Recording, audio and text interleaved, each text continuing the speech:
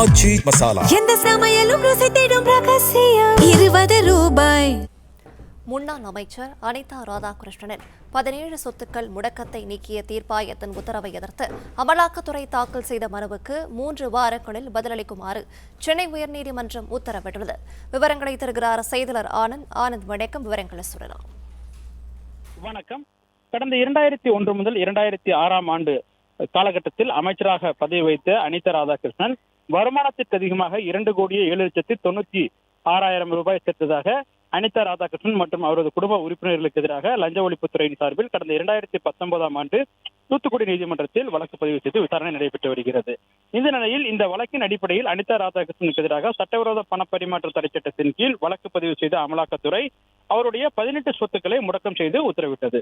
இந்த முடக்கத்தை எதிர்த்து அனிதா ராதாகிருஷ்ணன் மற்றும் அவரது குடும்பத்தின் தரப்பில் தாக்கல் செய்த மேல்முறையீட்டு மனு விசாரித்த அமலாக்கத்துறையின் மேல்முறையீட்டு தீர்ப்பாயம் 18 சொத்துக்களில் 17 சொத்துக்களை முடக்கத்தை சட்டவிரோதம் எனவும் முறையற்றது எனவும் கூறி முடக்கத்தை நீக்கி கடந்த 2025 ஆண்டு மே மாதம் உத்தரவிட்டது. இந்த உத்தரவை ரத்து செய்ய வேண்டும் என கோரி அமலாக்கத்துறை தரப்பில் சென்னை உயர்நீதிமன்றத்தில் மனு தாக்கல் செய்யப்பட்டது.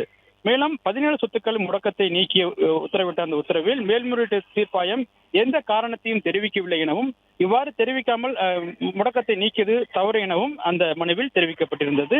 இந்த வழக்கு உயர்நீதிமன்ற தலைமை நீதிபதி தலைமையிலான முதல் அமர்வில் விசாரணைக்கு வந்தது. அப்பொழுது அமலாக்கத்துறை தரப்பில் ஆஜராகியிருந்த கூடுதல் சொலிசிட்டர் ஜெனரல் ARL சுந்தரேசன் லஞ்ச ஒழிப்புத்துறை முடக்கிய சொத்துக்களையும் வங்கியில் அடமானம் வைக்கப்பட்ட சொத்துக்களையும் முடக்க முடியாது என அமலாக்கத்துறை மேல்முறையீட்டு தீர்ப்பாயம் பிறப்பித்த உத்தரவு தவறானது எனவும் குற்றத்தால் ஈடுபட்ட சொத்துக்கள் என அடையாளம் காணப்பட்ட அனைத்து சொத்துக்களையும் முடக்க அமலாக்கத்துறைக்கு உரிமை இருப்பதாகவும் வாதிட்டார். அனிதா ராதாகிருஷ்ணன் தரப்பில் அதிக மதிப்பிலான சொத்துக்கள் முடக்கம் செய்யப்பட்டதாக தெரிவிக்கப்பட்டது. இதனையடுத்து அமலாக்கத்துறை மனுவிற்கு 3 வாரங்களில் பதிலளிக்கும்படி அனிதா ராதாகிருஷ்ணன் மற்றும் அவரது குடும்ப உறுப்பினர்களுக்கு உத்தரவிட்ட நீதிபதிகள் அதுவரை முடக்கம் நீக்கம் செய்யப்பட்ட சொத்துக்களை பொறுத்தவரை தற்போதைய நிலையை நீடிக்க வேண்டும் எனவும் உத்தரவிட்டு வழக்கின் விசாரணையை 3 வாரங்களுக்கு தள்ளி வைத்து உத்தரவிட்டுள்ளனர். ஆச்சி மசாலா. எந்த சமையலும் ருசி தேடும் ரகசியம். 20 ரூபாய்.